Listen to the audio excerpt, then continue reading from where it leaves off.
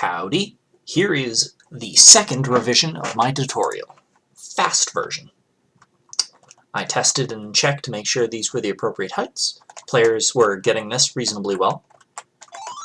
I moved the checkpoint closer because people were confused why it was on the second checkpoint but not the first. I made sure these jumps were all right. I made sure people could adequately read that, and I fixed a nasty bug where people could fall off and get the checkpoint, thereby saving progress they didn't earn. This text goes away when you pick up the token. You pick that up. I tried putting some hedges on this, and it didn't look good. I have the player is entering with enemies. I removed some of the text that was unnecessary. I changed the curve of where I'm building up to what the modifier system is. I added the repair token description here, so the player can get an idea, and they think, oh, maybe it has some influence on my items.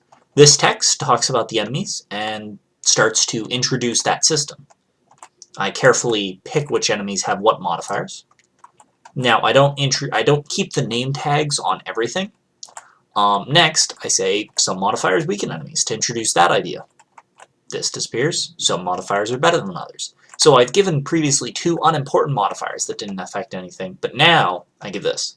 Also, that text goes away when you kill this enemy. So I'm going to run right up here. Player is going to run right up and going to beat the enemy up. If the player chooses not to beat the enemy up, they may just run by, and that's okay. I run right by. I get this. I now pick this up. I moved the text here a little bit back so it's much easier to read, and it's a very big thing, so it's hard to miss. Again, if the player falls, whee, then they will just end up back at a checkpoint. I still can't manage to fix the facing, but that's a scripting thing, not really a level design thing. I have these checkpoints set up so that way they face you. Now, I also introduce how to actually change weapons. Then, whoops, pushing in the wrong direction. I try to convey that this guy is beyond your reach, so he tells you. Now, you can kill him with the glacial sling like that, but this is a better technique. I realized that in hindsight, I probably wanted another description telling you what to do. Now, I introduce a little bit more. The player has two choices. They can come over here and learn a different lesson. So when an enemy dies, it passes on a modifier to other enemies nearby. I try to have the lessons that it teaches nearby relevant. So this guy has Kamikaze. He deals damage to himself and he takes more damage. If you kill him, he'll pass that on to the other dude, meaning that the other dude takes more damage and takes damage to himself when he hits you. I moved that dude over here because I figured it was important to try and teach the modifier passing on system before I went ahead with the hey, new items. Now, when you come up here, it also faces this so you can always see it and you can always clearly read it. Now, this guy has a bunch of bad modifiers, and I'm trying to teach the player the idea that loot is good. They have the grappling hook. I tried to be very visual here and not telling them explicitly what to do. I did notice a slight problem where someone might choose to use the alt fire, but that's going to have some mark success. The alt fire fires in an arc.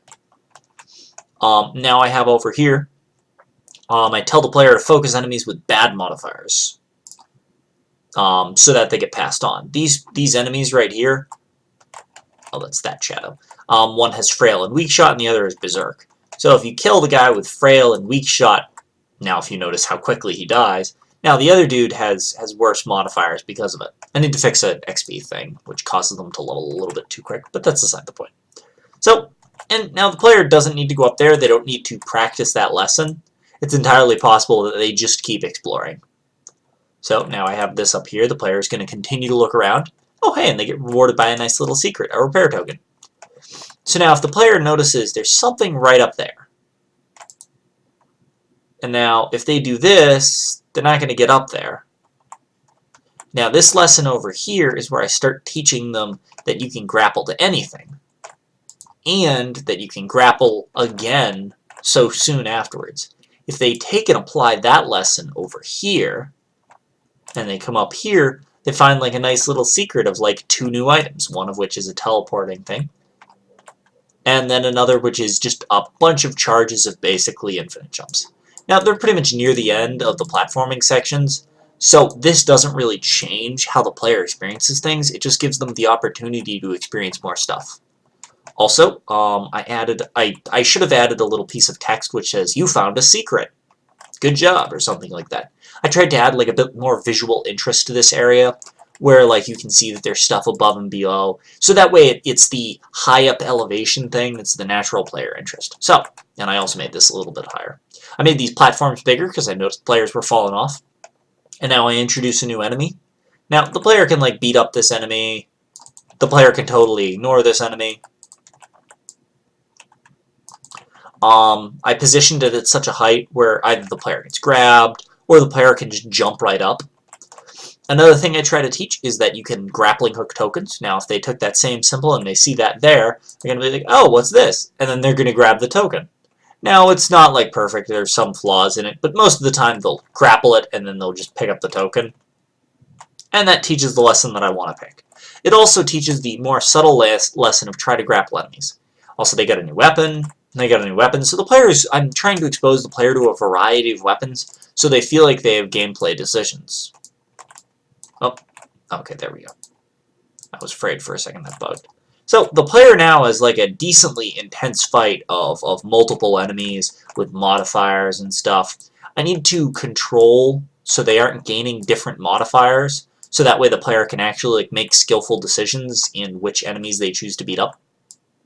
But, so, like, the player is going to kill this, and then after the player kills this, I go back to the standard previous color palette, and I give some text which premises the next upcoming thing, which is, like, the normal game. The normal game is, of course, going to continue to evolve, but yeah. And I'm also probably going to remove this impromptu tutorial, which was trying to teach the basic things. I would say that the tutorial was a marked success. I've noticed players have a lot easier time being introduced to the concepts.